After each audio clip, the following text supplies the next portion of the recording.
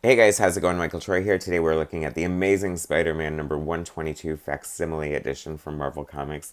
So excited they did this. I covered the facsimile of 121 with the death of Gwen Stacy, and I was blown away the first time I had ever read it in its entirety. And thankfully they came out with the second issue. I wish that they would just keep going. Like, this seems like such an amazing point in Spider-Man history. I absolutely adore it. Check out this gorgeous cover from John Romita. This is what we're looking at today, guys. Subscribe to my channel if you haven't already. Hit that like button and let's get right into it. My first pet peeve I have to point out is like, why do they always get the colors wrong on the cover? That is not the color of the outfit she's wearing. I mean, I don't know what the choice was there. I don't think it does any favors for the cover, to be honest with you. But it is a gorgeous John Romita cover nonetheless. How beautiful, right? Love this corner box. I'm guessing that's Steve Ditko. It has to be. But check this out. So uh, Jerry Conway, um, scripter, Gil Kane, artist, John Romita, and T. Mortellero, inkers. I wonder how they divided the inking chores. I'm betting Jazzy John did the figure inks and T. Mortadella did the backgrounds, but I'm not sure. Artie Simic, letterer, and Dave Hunt. Got to give a shout out to these two. Artie Simic's lettering is amazing, and Dave Hunt's coloring is like next level. So love it. Roy Thomas, editor. So Gwen has just died. It's so interesting because this is before I mean, of course, I was a huge Spider-Man fan, but I was too young when this first came out. Didn't really read it regularly until later, and I'm kind of struck by what a dick Spider-Man, and Peter Parker kind of is. I mean, I know he's known for his sassy mouth, and he's going through a lot right now with the death of his girl, but he is kind of like a straight up jerk, which it kind of ties into his whole origin of like selfishness, like his fault for Ben dying, Uncle Ben, and he sort of takes the fall for Gwen dying here, which I see. Like, I didn't realize this was a big part of it. Of course, it ties into the Spider-Man menace. My God, this art is so amazing. Like, look at the dynamic, like, angles and, like, the storytelling is so cinematic. The pacing of the story is so crazy good. It is so great. I mean, you can just the choices that Gil Kane, first of all, is one of my favorites, and like, oh my gosh, being inked by Spider-Man, this has to be like such a high point in the career of Spider-Man, or the run of Spider-Man rather. I thought this was very interesting. I love Jerry Conway's writing. I feel like he's a very thoughtful writer.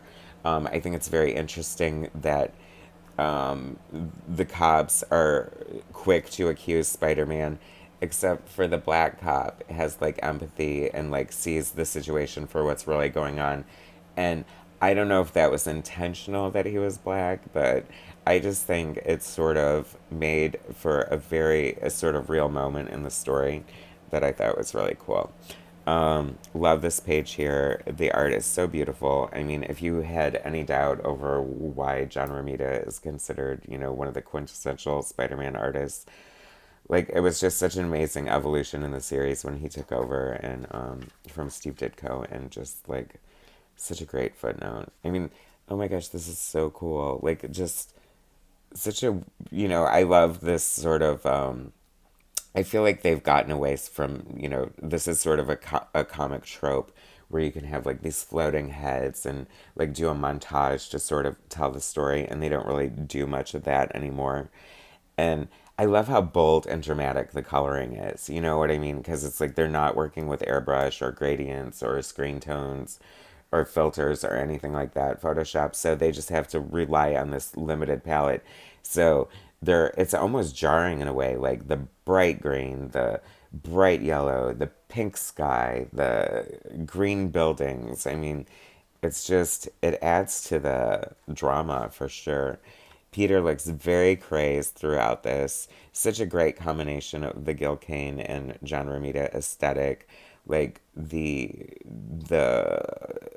scenery is just so livable and believable. It lives and breathes, and you walk through it with the characters. I mean, I just this is just my favorite. I love Norman Osborn like being on LSD here, tweaking out, and like Peter having no time or empathy for it and just being like, "You're no use to me like this. Like, screw you." Like, Peter is just, you know, crazed, justifiably so. Such a beautiful panel here. I would love to see this in black and white. This is totally gorgeous. He goes to visit Robbie. Robbie's kind of an ally of Spider-Man, right? Um, and this is great too. Usually, I feel like he treads lightly around J. Jonah Jameson a lot. Although I think there's been more than one time where he's sort of put in his place, and I kind of love it when he puts him in his place and like just webs up his mouth like that. Because it's like, at the end of the day, it's like, you say I'm a menace, you say I'm this, you say I'm that. So watch out, buddy, because maybe I am. I don't know. I just thought it was fun.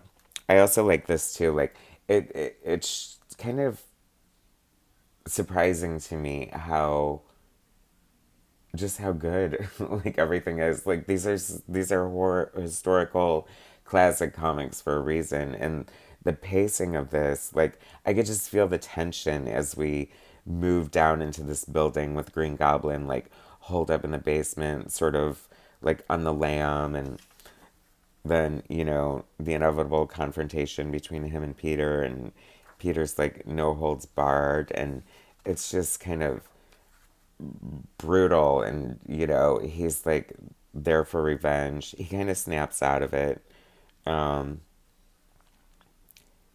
but then the inevitable happens. Not inevitable, but I guess what needs to happen happens, and through no fault of his own, Green Lantern is impaled by his own glider, and Peter just kind of leaves him for dead, you know, not feeling like he would feel like good because he killed Gwen, but realizing that you just feel empty. There's no joy in revenge, right? And then this, actually, probably one of the best pages in comic book history. Like, Peter still reeling in pain, like totally is a dick to MJ, just like, but when people are in pain, they act certain ways, and sometimes need compassion and empathy. And within a few panels, MJ gives him exactly that. And I think this is such a defining moment for the character.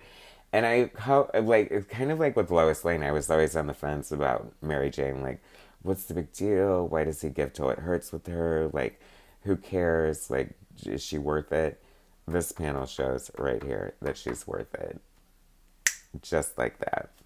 What a great book. Oh my gosh. I feel like they're probably not going to do the next one, and I really wish they would. Just keep going, Marvel. Just keep going. I want 123. So great. So amazing. So excellent. What a classic, great issue. Such an amazing era for Spider-Man. Thanks for watching, guys. Subscribe to my channel if you haven't already. Hit that like button. I'll bring you more later.